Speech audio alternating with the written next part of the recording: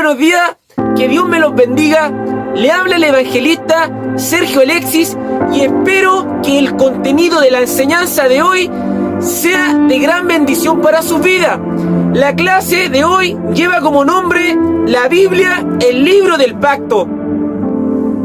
Primero que nada, queridos hermanos y hermanas, debemos saber que en la Biblia existen dos grandes pactos: el Antiguo Testamento y el Nuevo Testamento. Testamento en latín significa alianza, y alianza es igual pacto. Vamos a dividir la clase del día de hoy en dos partes. En la primera parte hablaremos del Antiguo Testamento y del pacto en la época de Adán y del pacto en la época del pueblo de Israel. Ya sabemos que un pacto es una alianza o acuerdo, pero la pregunta es, ¿cuáles son las condiciones para hacer un pacto? Bueno, primero que nada, deben existir los sujetos, ¿ya? Para realizar un pacto. En el tiempo de Adán, los sujetos fueron Dios y Adán. En segundo lugar, debe haber confianza. ¿Y dónde vamos a ir a testificar que lo que estamos hablando el día de hoy es verdad? A la palabra de Dios. Y nos vamos a ir a Génesis capítulo 2, versículo 17. Y damos lectura. Mas del árbol de la ciencia del bien y del mal no comerás, porque el día en que de él comieres, ciertamente morirás. Lo que nos quiere decir este versículo es que la confianza era creer en la palabra de Dios. En tercer lugar, el pacto tenía un requisito: no comer del árbol de la ciencia del bien y del mal. Le vamos a preguntar al Señor si acaso Adán habrá cumplido con ese requisito del pacto. Y nos vamos a ir a Génesis capítulo 3, versículo 17. Y damos lectura. Y al hombre dijo: por cuanto obedeciste a la voz de tu mujer y comiste del árbol de que te mandé diciendo, no comerás de él, maldita será la tierra por tu causa. Con dolor comerás de ella todos los días de tu vida. El Señor, queridos hermanos, nos acaba de hablar y nos dice que su elegido en esa época, que era Adán, no cumplió con el requisito, ¿ya? No guardó el pacto, queridos hermanos. Adán obedeció a su mujer y traicionó a Dios, ¿ya? Entonces, el cuarto requisito que había es el resultado del pacto. Ya sabemos, querido hermano, que Adán traicionó. Pero, ¿cuál fue el resultado al final de este pacto?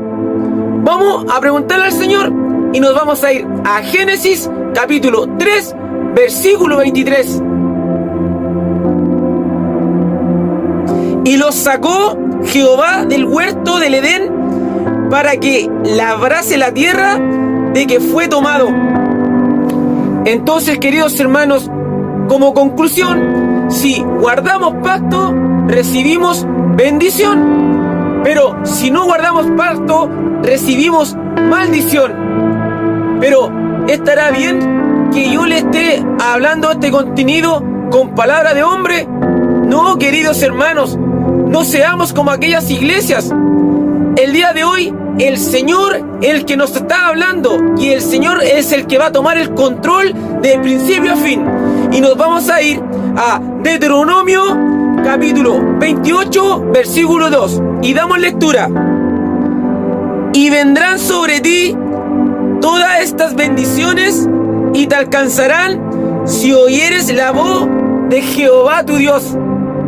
Ahora daremos lectura de Deuteronomio capítulo 28, versículo 15. Pero acontecerá, si no oyeres la voz de Jehová tu Dios, para procurar cumplir todos sus mandamientos y sus estatutos que yo te intimo hoy, que vendrán sobre ti todas estas maldiciones y te alcanzarán. Para continuar, queridos hermanos y hermanas, después de aquellos episodios de traición, destrucción y salvación, traición, Adán, destrucción, el diluvio y salvación, Noé, nos vamos a ir a hablar de el pueblo de Israel. Vamos a dar lectura a Salmos capítulo 89, versículo 3 y al 4. Hice pacto con mi escogido, juré a David mi siervo diciendo, para siempre confirmaré tu descendencia y edificaré tu trono por todas las generaciones. Entonces el versículo nos dice que hizo pacto con su escogido, ¿ya? Ahora vamos a dar lectura a Éxodo capítulo 19, versículo del 5 al 6. Ahora pues, si diereis oído a mi voz y guardareis mi pacto, vosotros seréis mi especial tesoro sobre todos los pueblos, porque mía es toda la tierra, y vosotros me seréis un reino de sacerdotes y gente santa. Estas son las palabras que dirás a los hijos de Israel. Entonces acá el Señor nos habla de que el pacto era entre Él y el pueblo de Israel. Ya tenemos el requisito número 1, que era la existencia de dos sujetos. O sea, aquí tenemos a Dios y el pueblo de Israel físico. Entonces ahora vamos con el requisito número 2. El requisito número 2, recuerden que era tener confianza. Y la confianza que tenía el pueblo de Israel en aquel tiempo era la promesa de la tierra prometida. Como número 3, el requisito del pacto. Vamos a dar lectura a Éxodo capítulo 24, versículo del 4 al 8. Y Moisés escribió todas las palabras de Jehová, y levantándose de mañana edificó un altar al pie del monte, y 12 columnas según las 12 tribus de Israel, y envió jóvenes de los hijos de Israel, los cuales ofrecieron holocaustos y becerros como sacrificios de paz a Jehová. Y Moisés tomó la mitad de la sangre y la puso en tazones, y esparció la otra mitad de la sangre sobre el altar, y tomó el libro del pacto y lo leyó a oídos del pueblo, el cual dijo, haremos todas las cosas que Jehová ha dicho y obedeceremos. Entonces Moisés tomó la sangre y roció sobre el pueblo y dijo, he aquí la sangre del pacto que Jehová ha hecho con vosotros sobre todas estas cosas. Entonces ellos tenían que obedecer el libro del pacto, ¿ya? Y la señal fue la sangre del becerro, ¿ya? Esa fue la señal con la cual hicieron pacto, ¿ya? Resumiendo un poco el contenido, sabemos que para guardar pacto, primero que nada, debemos conocer el pacto, ¿ya? En segundo lugar, debemos creer en el pacto. Y en tercer lugar, debemos guardar bien el pacto, ¿ya? El contenido en aquel tiempo, en el pueblo de Israel, el contenido del pacto fue la ley de Moisés y la promesa del Mesías, la promesa que venía Jesús, ¿ya? El Salvador.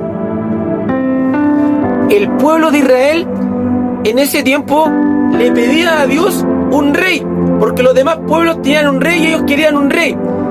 Dios le concedió un rey y su nombre fue Saúl. Saúl, con el tiempo, su corazón se empezó a corromper, el cual fue sustituido, ¿ya? Y llegó a ser el rey David.